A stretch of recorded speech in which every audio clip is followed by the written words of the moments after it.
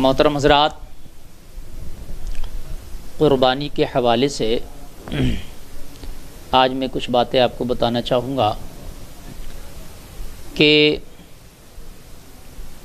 بہت سے لوگوں نے یہ سوال بھی کیا، حضرت قربانی گھر میں کئی سارے لوگ ہیں تو کون کون کرے گا؟ زندگی میں جو پہلی قربانی کی جا رہی ہے وہ کس کے نام سے کی جائے گی؟ اور کیا قربانی ہر سال کرنا پڑے گی؟ دیکھیے حضرات، انسان پر جب قربانی واجب ہو اور وہ زندگی کی پہلی قربانی کر رہا ہے،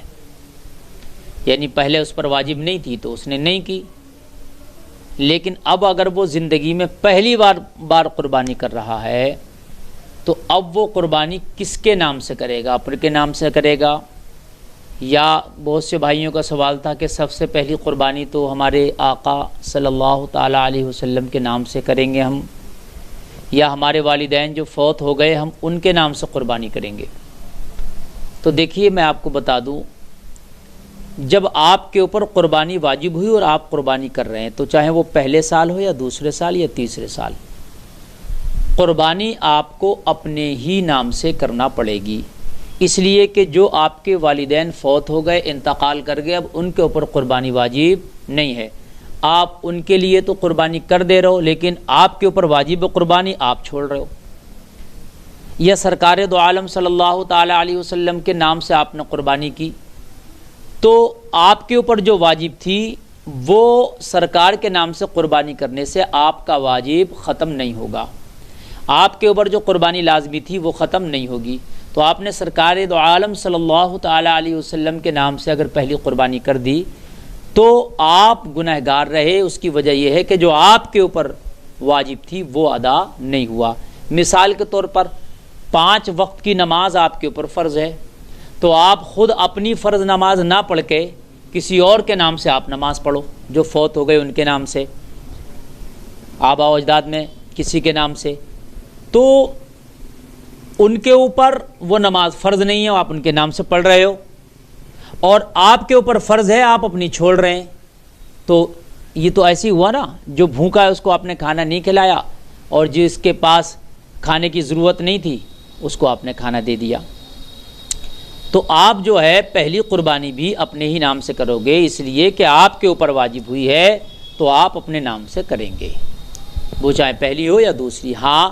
اگر آپ چاہتے ہیں کہ میں سرکار کے نام سے، اپنے والد کے نام سے، والدہ کے نام سے ایک قربانی کروں تو وہ نفلی ہو جائے گی، لیکن اپنی قربانی کی الگ قربانی ایک آپ کو کرنا پڑے گی۔ جیسے آپ اپنے والد یا والدہ کے نام سے کرنا چاہتے ہیں تو ایک قربانی والد یا والدہ کے نام سے اور ایک قربانی اپنے نام سے آپ کو لازمی طور پر کرنا پڑے گی۔ ہر سال اگر آپ مالک نصاب ہیں تو ہر سال آپ کو قربانی کرنا پڑے گی۔ بہت سے لوگ ہوتا ہے کہ پچھلے سال ہم نے کر دی تھی، اس سال ہم نہیں کر رہے، گھر میں کسی اور کے نام سے کرا دو۔ گھر میں اگر آپ کے چند لوگ ہیں اور سب کا کاروبار ایک جگہ ہے، اکٹھا ہے، اور ایک ہی جگہ سے خرچ ہوتا ہے، تو گھر میں جو مین آدمی ہے اس کی طرف سے قربانی کر دینا کافی ہو جائے گا۔ لیکن اگر کئی لڑکے ہیں، سب کے کاروبار الگ ہیں، سب کے لین دین الگ ہیں، سب کی آمد و خرچ الگ ہیں، ایک دوسرے کے مال میں کوئی تعلق نہیں، تو پھر وہ سب الگ الگ قربانی کریں گے۔ اگر سب کے اوپر قربانی واجب ہے، مالک نصاب ہیں، تب سب الگ الگ کیا کریں گے؟ قربانی کریں گے۔ اور گھر میں سب شرکت میں ہے تو باپ کے نام سے بھی کر دیں تو کوئی پریشانی نہیں ہے، کیونکہ اس مال کی طرف سے قربانی ادا ہو جائے گی۔ سامعین، بہت سے لوگ ایسا کرتے ہیں کہ انہوں نے اس سال ایک حصہ کر لیا قربانی کا، پھر وہ کہتے ہیں کہ ہمیں 7 سال تک 7 حصے کرنا ضروری ہے، کیونکہ بڑے جانور میں 7 حصے تک ہو سکتے ہیں، تو کہ ہمیں 7 سال تک 7 حصے کرنا ضروری ہے، تب ہماری قربانی ایک مکمل ہوگی۔ ایسا نہیں ہے، اگر کسی بڑے جانور میں آپ نے 1 سال حصہ کر لیا تو وہ حصہ بھی آپ کے ایک مکمل قربانی شمار ہوتی ہے، پھر اگلے سال کو آپ کو اس حصے میں دوسرا حصہ جوڑنے کی ضرورت نہیں، پھر الگ سے ایک قربانی اگلے سال آپ کریں گے، مالک نصاب اگر ہیں تو۔ یعنی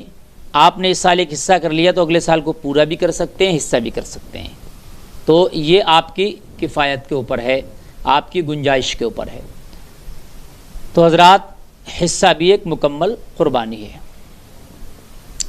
یہ چند باتیں تھیں جو آپ تک مجھے پہنچانا تھی. اللہ کی بارگاہ میں دعا کہ اس پر عمل کی توفیق عطا فرمائے.